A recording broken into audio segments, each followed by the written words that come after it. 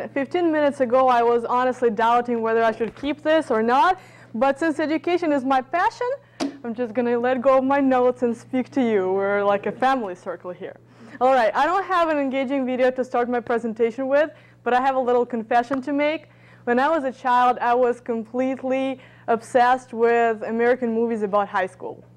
I spent all my days watching those movies. I would run from my regular public Ukrainian school with only 800 students, and it was as big as McGinnis Hall, to just turn on the TV and see what experience the students from Beverly Hills had that day.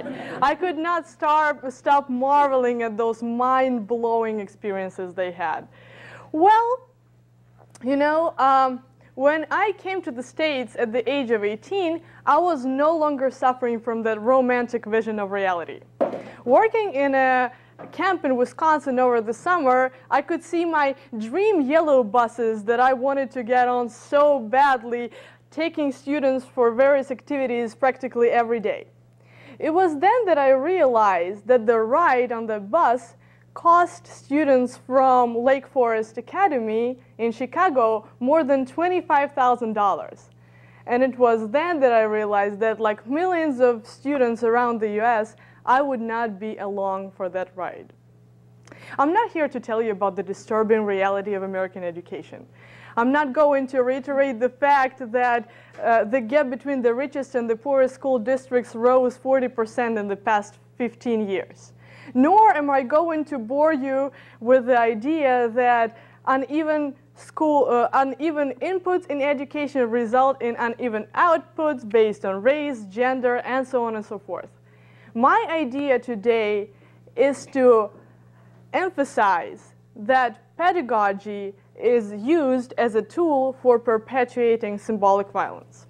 Symbolic violence, a term first introduced by a French philosopher, Pierre Bourdieu, excuse me if I mispronounced the name of this genius person, means seeing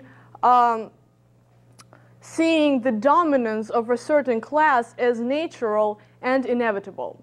If we project this definition in pedagogy, it means that instead of providing quality education for everyone, we are stating the fact that some are inherently better than others. Some are worth more, some are capable of more, and this is understood as acceptable based on the way the children look, act, their immigration status, the language that they speak, or the sound of their voices. Now, this is extremely troubling, and this is not a one-way street. Symbolic violence is perpetuated, implicitly perpetuated, by the dominator and the dominated. Now, when I say the dominator and the dominated, which group do you belong to? Are you the ones that took the front seat in that dream bus of mine, or the ones that made themselves comfortable at the back row? The distinction is not as clear-cut as it might seem to be.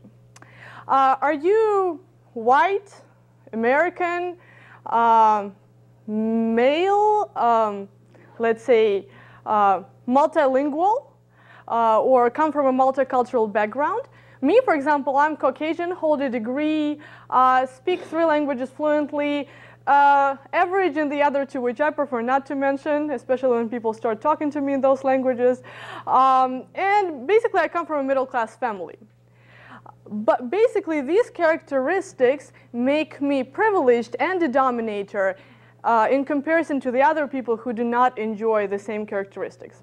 But in this chain, one most important thing is missing. I do not come from a background where, as a movie you all might have seen, Waiting for Superman, depicted very well, I do not come from that background where the hope for quality education is pinned to a lottery, to a hand pulling a card from a box, or to a computer generating numbers in random sequence. I do not come from a background where my luck for quality education was basically dictated by my home address. Just like all of you, I woke up in the morning taking a leap of faith for state being the guarantor of social mobility, of upward mobility.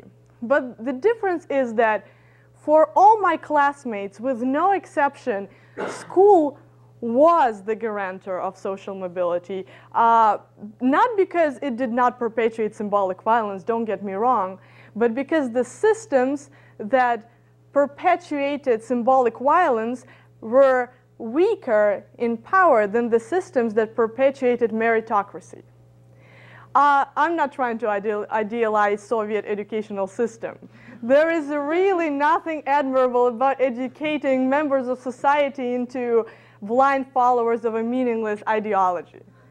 However, I have taken advantage of the system that is free and the system that guarantees that you're going to be successful. And this is where I would really look at my notes right now, but I'm going to follow Chris's advice and not do that. And just go on. Basically, what is important here is that I do not understand how we do not trust the state.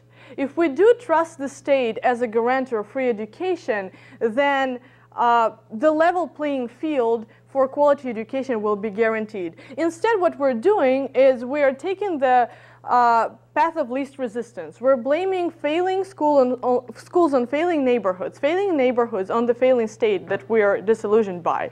And we're asking for the private sector to help us. And it is helping some people, but very, very, very few. Actually, what I want you to remember, there's one thing that I want you to remember from my speech today, is that we can oppose that system. We cannot let American education fail because it is a magnet for people like me and a lot of people in this room, I'm sure, that came here for a search of success and freedom. In 2009, 2012, thousands of Ukrainian students went to the streets, actually crowded the streets of the capital to say their big no to the caste system that the private sector was creating and to say no to that segregation that was happening in the classrooms into the privileged and the unprivileged. While in the States, I witnessed a different dynamic. At the end of the first semester, Dr. Bill Hunter, the director of international outreach, took me and the Fulbrighters to a middle school in Nazareth School District so that we could tell the students about our countries. I was shocked when the teacher announced to the whole school that only the gifted kids were invited to the lecture. But what was most troubling for me is that it seemed to me that only our group was dissatisfied with children being labeled as goods in the store based on the results of one standardized test. Now, the least we can do now is not to accept those labels. Obviously, when children are in a private school, educators or administrators will come with multiple elevating terms to label the students with, and these students will gladly accept those labels. But as a person coming from a public school background, I'm concerned for other 90% of children who don't go to the public schools and cannot carry those labels. Now, we cannot discourage their faith in meritocracy because it does exist. It's not a utopian ideal. Now, I firmly believe that only then will this system begin to be reformed when the gifted child called to a lecture hall to listen to Fulbrighter's speech will refuse to go without his or her ungifted friends who, for no reason at all, are being denied that privilege. Thank you.